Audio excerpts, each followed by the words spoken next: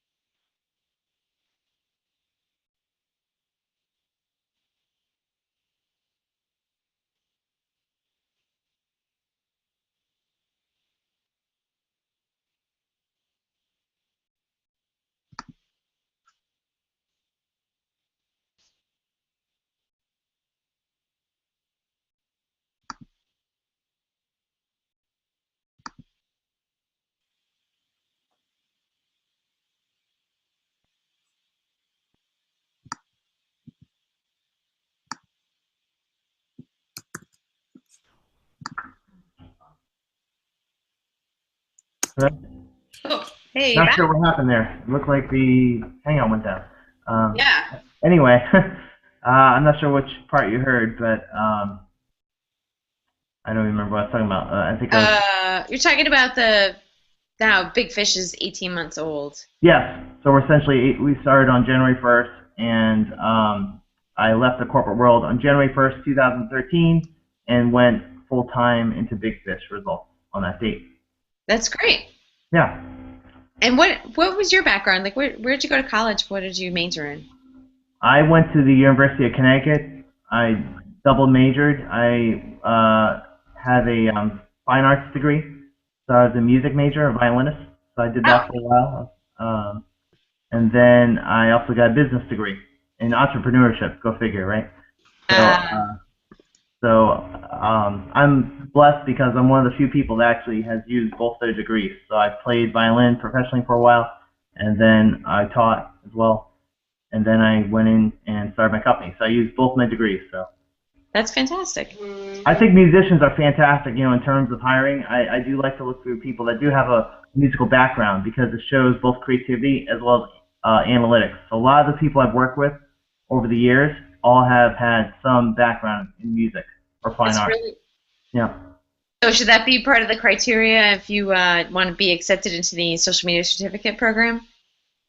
Not necessarily, but I mean, when I'm looking at resumes, that is one of the things I look at. That maybe if they did sports, things like that, because it shows that they like to win and they like to grow, and that they can be creative in the sense of music and Awesome. analytics.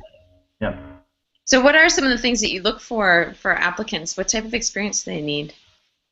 Or what would you recommend? Maybe not just for your organization, but somebody who wants to go into this field. Sure. Well, certainly marketing is a key component. So they want to understand marketing, how everything fits together, public relations, having taken some of those courses. Psychology is very important because persuasion, influence, things like that. Because at the end of the day, that's really what you're doing. You're influencing people to make a decision. Hmm. Uh, so those are, I think, important from a just a general perspective. Beyond that, it would be great, as I mentioned before, if they have, if they're active, maybe in music. Public speaking is a great thing to have. I think that's one of the most valuable courses I ever took in college. I took a course Yeah, in public speaking, and that served me very, very well. Um, because you have to communicate in sales. Everything I think comes down to sales. Sales. So if you don't know how to sell, uh, you're not going to be as successful because everything is a sale. Even when you're, a kid, you're trying to sell your parents that you can go out to this, wherever. So you're always in sales at one level or another. So I think that's a very, very important skill to understand. so when you say sales skills, I mean, well, how do you define sales these days, especially in the digital media space? Well, are you talking about our sales internally or sales for our clients? Either. Well, for us, our sales is when we have a contract in hand. So we have a very defined sale process. Hmm. So it starts with a virtual presentation, goes right through to an in-person meeting and a closing. So that's our process in a very high level. Hmm. From our client's perspective, really it's in two buckets. One is an e-commerce sale. This is a direct sale that someone might make on a website immediately. Two, it would be more lead generation. This is where someone submits a contact request, like a form, could Hmm. be a phone call, and then there's a follow-up process to turn that lead into a sale. So Okay. there's really two distinct segments. Right. Okay. And depending on whether you're selling a product or services. Now, do your clients break down in any particular way? Do you do more product versus services? We're pretty evenly split today. I would say we're probably a little bit more. Well, I would say we're pretty evenly split. We have quite a few e-commerce and we have quite a few lead gen, so it's probably pretty evenly split. Cool. Okay. So, what are three? If you were to pick three major areas that the certificate should cover, what do you think those are? From a class perspective, what classes the students should be Yeah. taking? Hmm. Uh, Certainly marketing, So, general marketing, public relations, and like public speaking would be good. But I would say marketing, I would make sure that the marketing courses are not necessarily from a book. You want to make sure they're up to date because, especially in our world, things change so quickly. It would be preferred if they're learning things that are more up to date, from, it could be a blog post even. So, Right. personally, that's what I do. I always try to read, and I always try to look, stay somewhat up to date with what's going on as much as I can. I have other people on the team that get more into the detail than I do necessarily, so I don't have to know about the latest Google update. Although a lot of times I'll look at it curiosity, but you know, the key with digital is being up to date because it changes, and having the skill set to know how to research that, because obviously the students will be gone from the university, so they need the skill sets on how to find this information on their own. That way they're not necessarily dependent on any kind of system. They have to create their own. Right. Say. So they have to learn independence essentially and how to think for themselves. That's the key thing, because knowledge goes by the wayside so quickly in this space. And I think that's one of the big challenges in developing this curriculum is how do you create a framework that will enable a lot of moving parts as things evolve. Right. So question for you on that note, do you think that a lot of time should be spent on specific platforms, like, a course or one class meeting an hour or two on LinkedIn and then an hour or two on Facebook, or do you think that it should be different? I think only really 12 as credit long as hours to choose from. yeah, I would say knowing the main drivers. So you want to understand how Google works, how Facebook works, how LinkedIn works, and kind of where they fit in the ecosystem, because they may not be there forever. Just look at MySpace, for instance. They've gone by the wayside. So I think they have to understand the principles of why they got there, what's behind their business model, and what drives their growth, and then they can adapt when the next new thing comes out. Mm-hmm. So for instance, Facebook, dominates the consumer market, and then understanding how things are shifting because the demographics are getting a little higher. They started off with college kids, and then it went up to older demographics. So understanding the bigger picture, and then looking at LinkedIn is on the business side, so they have a totally different model. Their model isn't about how often people come to the site necessarily. They're a repository for resumes that then expand into other components like sales and HR recruiting. Their business model is very different. So they should understand at a high level what is their business models and why are they doing this. Because the why is more important than necessarily what it is at that point in time. It will change. Right. Yeah. Okay. And what about, like you mentioned, metrics, understanding ROI? How much time would you spend on that? Yeah, that's very important. They want to have, I would say, at least 20% of the time should be on understanding how this works. So what are the key drivers? Getting traffic to a site, engagement, and how at a high level are those tracked? So certainly understanding that there's a Google Analytics out there. They don't have to be an expert in it, but at least understanding that it's out there.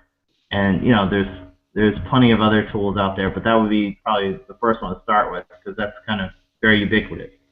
Right. What are some tools that you would recommend that they would be familiar with? Well, that's one. Well, from a social perspective, they should at least be aware of Hootsuite, and that's kind of standard nowadays. They should be aware of how individual sites track their results. So, for instance, Facebook has its own platform. They should be aware of that. Not necessarily how it works, but just the general awareness of it. And maybe look at the different kinds of tools. There's analytics tools, there's social tools, social listening tools, there's competitive benchmarking tools. So even if they don't know everything about the tools themselves, they should at least know the different kinds of buckets of tools. Right. Again, that's how we structure our company. One of the reasons why we talk about attracting customers and not SEO specifically or any other tactic is because things change. So they have to have the same mindset. Okay, what's the goal and what do we try to accomplish? And then even if the tools change down the line, you still have something solid for the future. Right. Excellent. I'm just taking notes too. Right. Old journalist habit. Can't get rid of it. Um, okay, and then as far as what are some like portfolio pieces, or what do you expect people to? Do you hire recent grads, or would you hire a recent grad, or do you expect them to have more experience? I don't mind recent grads because you can mold them and kind of teach them new things as opposed to having someone that already thinks they know exactly how they should do it. So I think um, younger people are a great opportunity. Mm-hmm. And I've had success bringing on people that were coming out of college in the past. So I think that's certainly something we'd look at. Mm-hmm. And what was the second part of your question? I'm sorry. What would you expect them to know, or to have a portfolio? What type of experience would you expect them to have, or want them to have? Think catnip. What would you make you say like I have to get this person? Again, how they handle themselves, I think, is most important because if they're going to be client facing, you want to make sure they can do that. So again, I think being able to speak in public or speak conversationally in front of Mm-hmm. someone that shows passion. So whatever they've done, they should have passion. Whatever they've done in the past. So I'll ask them kind of about what they've done. Adaptable, someone that can change to different situations. And what I've always learned in interviewing, which I'm sure they teach us, hopefully they teach us, but behavioral interviewing. So a lot of times, the last time, say if you want to look at someone that's dealt with challenges, you want someone that can handle challenges. You say, okay, what challenge have you had in the past? What have you done to handle that challenge, and what was the end result? And so they should be able to answer questions like that with real-world experience of how they handle that, both in and outside of school. It doesn't necessarily have to have been something in the school. It could have been something in one of their charities they're involved with or something like that. Yeah. Would you find someone who came in and had a project that they did maybe for a nonprofit, a social media plan, and maybe some analysis of the results of that plan? Would you find that very appealing? Yes, anything where it shows they've actually done some of this. And again, that goes back to passion because it shows that they really are interested in it. I like to hire people that are passionate about what we do as opposed to someone that's just looking for a job. So if they've Right. already shown a real interest and have done something in the past, that's a huge bonus for them. Right. And would that have to be like a side project, or would that be part of a class? Do you care? It doesn't really matter. I think the key is that they drove results and that they were passionate about it. Yeah. Okay. Are there any particular teaching styles or tactics in the classroom that you would recommend? I liked when I was in college. I liked doing case studies because I think Yeah. you see real world examples. So, I think the more case studies they use and the team figure out how to solve a problem, because I think of us a lot as problem solvers. We're trying to solve problems. We're always, especially in our space, something new comes up and you have to solve that problem. So I think the more they can get into that frame of mind, because it has to be a much more dialogue based. You don't want something where it's more lecture and they just take it in. They Right. have to take it into action. We're big into action. So it's great to learn things, but if you don't put it into action, it's not going to be, leveraged. Right. Okay. And just one last question, because I know we got to wrap up. Um, what any tips for students? Tips for students. I